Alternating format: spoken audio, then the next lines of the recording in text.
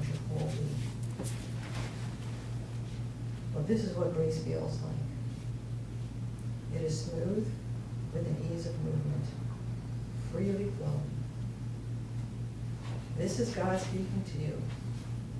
This is the still small voice resonating within your whole being, giving you the assurance of hope, letting you know that you are not alone, sustaining you no matter what. You may now open your eyes. Good morning, everyone. Good morning. Well, it is a pleasure to be up here.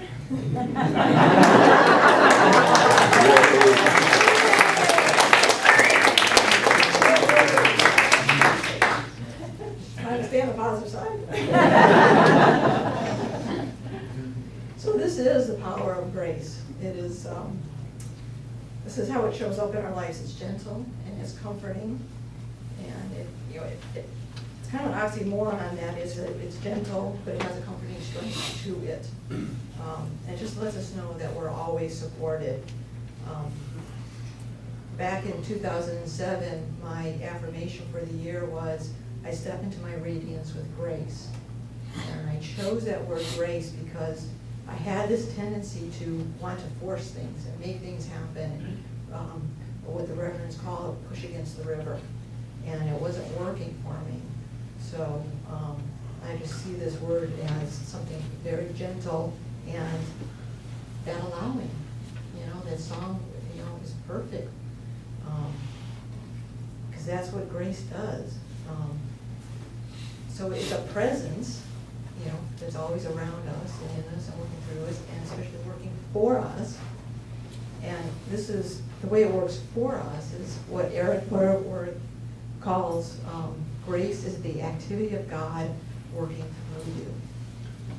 And how that shows up, mainly the way that I've seen it, is that I've had circumstances in my life where it has taken, everything is lined up, and it's taken a little effort on my part for all those things to happen. And I'm guessing that many of you have had the same experience, and I know a few of you have shared that with me, and just have had this sense of awe of, I just can't believe how it all just lined up perfectly. Appointments were set, things just happen. And so I want to give you an example in my life, almost 10 years ago, of how that showed up. And I didn't have the awareness of it at the time. I've had some spiritual growth, and I can look back and say, oh, it was one of those times that they were talking about, one of those horrible times in life that really, is a pushing forward of our own growth. So about 10 years ago, it became clear to me that I needed to move out of my girlfriend's condo. So this one particular day, it finally came down to a point that after moving in, the month after I moved in, she asked me to move out.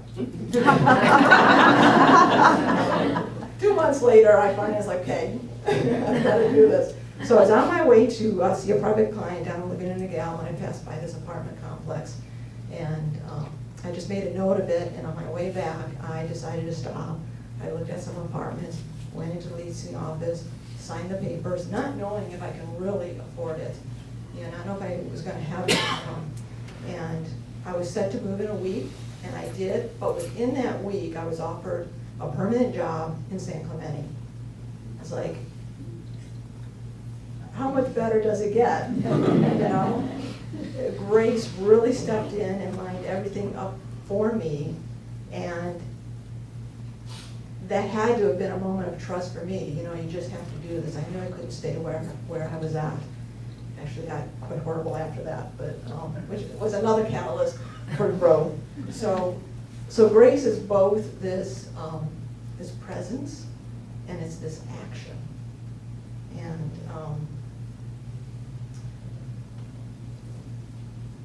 at the same time that I can see this beauty of grace, there's still a part of me that will, and especially this explanation of grace is really new thought based. But there's a part of me that still has some old beliefs that are still hanging around. Because You know, I've got these old beliefs, and I've got my new beliefs that are maybe 10, 15 years. They're not fully integrated yet. I'm getting there. And I'll tell you why I'm getting there. Really through my studies, being part of Common Ground. But, so I have this old belief of not feeling worthy of grace, because the old belief of grace, well, it's not really old, it still exists. It's just a different religious tradition that, you know, believes that you are a sinner first and foremost, and that you are not worthy of God's grace, but it's there for you anyways. So, and I have to tell you, this past Monday, our local paper greatly reminded me of that, in case I forgot my old, you know, beliefs. And it was in the faith and value section on the Monday paper. It's this new section that came out a week ago. I think we need to get some new thought articles in there. But here's the heading. There is something in the air. Can you feel it? Grace. And here's the subheading. Grace is more than mere equality. That article actually is, I don't know how she bridged this, but she's talking about same-sex marriage. Grace is a gift available to us all. We can't earn it. We don't deserve it, but we get it anyway, abundantly, audaciously, without caveat or qualification. Okay, so she has some truths here. It is available to all of us. Eric Butterworth, in his book, The Universe is Calling, Are You Listening?, will tell us that even a criminal, grace is available to that person, and that gives them hope of transformation. And she was also right about we can't earn it. We can't earn it because it's always there. And it's always available to us. There's nothing we have to do, no place we have to be, you know, for it to work in our lives. The part I had trouble with, which was coming from my new thought thinking, is we don't deserve it. Are you kidding me?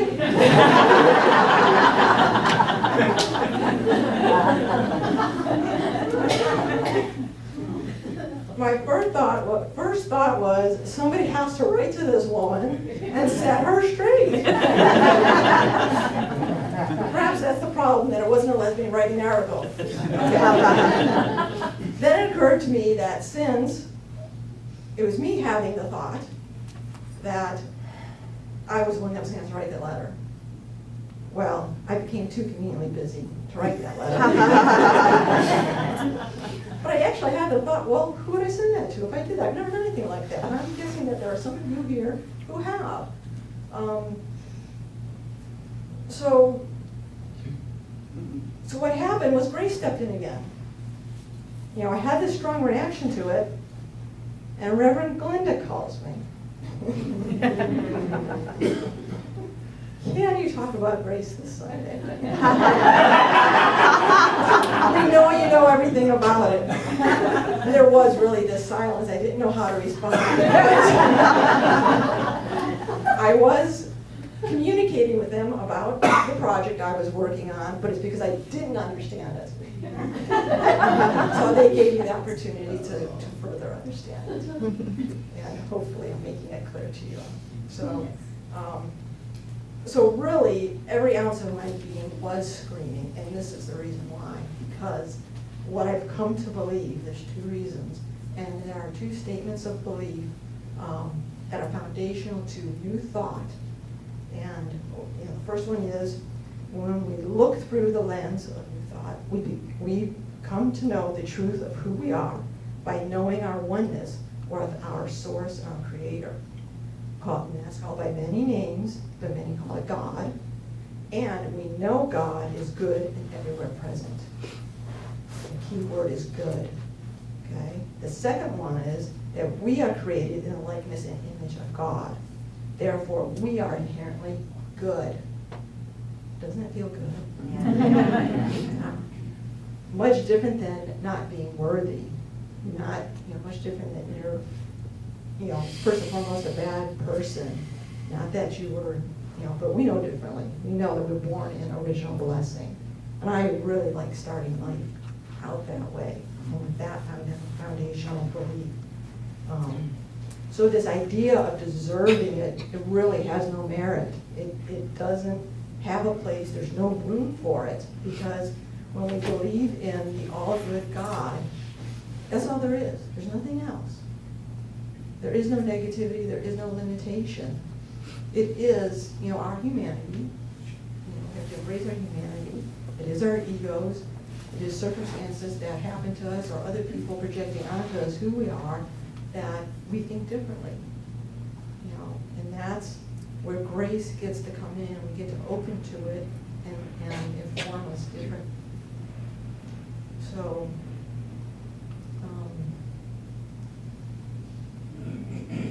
so grace just is. It works through us, as us, and for us. And I already shared with you, an example of that, of how it's, really working for us. And there really is nothing we need to do. But as we grow spiritually, we do come to a greater understanding of the truth of who we are. And we let, if we can let go of our fears, our defenses, we do open to, grace being there and knowing that it is all around us. Eric Butterworth calls this living in a disciplined awareness of the divine flow. God's flow is constant. Our experience of it changes with our consciousness. And that is if we go into the anger and the defensiveness and the judgment, we can then be called into going into love, into acceptance. Really, because grace just is, we are called to go into acceptance of what is in our life and go with the flow, feel God working through us, and we just experience that at the beginning of that song, I allow, I receive. Sometimes that's difficult for us too. I know it is for me to receive. It goes back to that worthiness. Are we worthy of receiving? Well, I'm here to tell you are. Each and every one of you are worthy of receiving all the good that is out there. Just kind of brings tears to me, because that wasn't what I was raised with. And I'm just so excited about that. And just have fallen in love with these statements of belief. There's 5 of them, and I want to share 2 of them with you. But there's another one that, I have to bring that with me, but and it's about prayer. Prayer deepens our connection to God. And this is where I had to have a discussion about grace. And I couldn't figure out, well, what the heck does grace have to do with prayer? Well, it's simply that. It does, we don't have to pray to have grace, which I mentioned, but it can assist us. And it's merely prayer, meditation work together. It's merely going into the silence and just allowing, grace and God are synonymous. They're both the same energy. Just let it bubble up in us and fill our whole being, every cell of your body. And let yourself become the activity of God expressing out there in the world. It's all good. It's all fuzzy and right? So, and it really is, my meditation practice is just sitting, setting the attention to elevate to the higher consciousness and to open to wisdom and inspiration. That's all I do when I sit for about 20 minutes. So if you're looking for something to do, that's normal. And again, grace is just there for you. So, I ask you, how have you opened to awareness of grace working in your life? And how has that shown up? So, from my viewpoint, being in the background here of common ground, grace definitely is the activity of working through common ground. It's working through the reverends. Grace informed them to start common ground. They listened, and they've been listening every step of the way. We are not going to the place that we thought we were going, but another one surfaced up. It was through some anxiety, it works through some stress. You know, I'm not gonna lie to you about that, but that is just the nature of moving, you know, and finding our home. And we know it's gonna be beautiful, because this place is beautiful. Yep. Everybody's anxious, but we are gonna find out soon. And I've seen it expressing through each and every one of you. Within a very short period of time, we raised $90,000. That's amazing. I mean, you really need to give yourself a hand on that. You know, you are.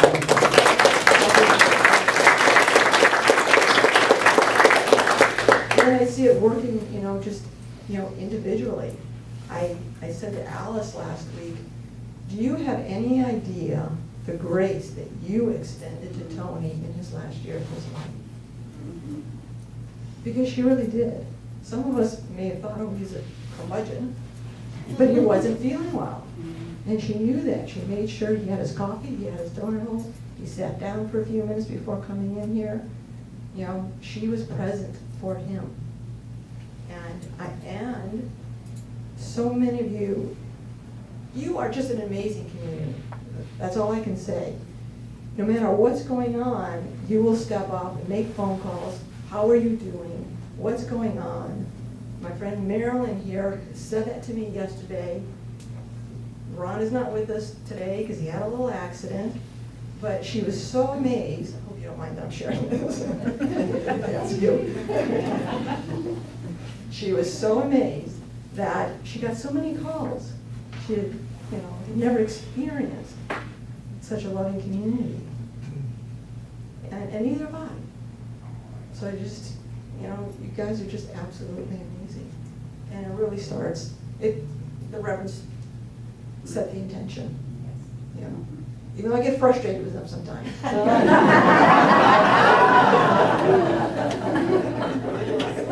But, you know, I just have a different way of being than you do. And I've been looking to be in acceptance of this. So I'd like to leave you with two thoughts.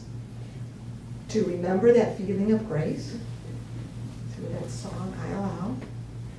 And the second thing is, I want to let you know that you are the activity of God expressing,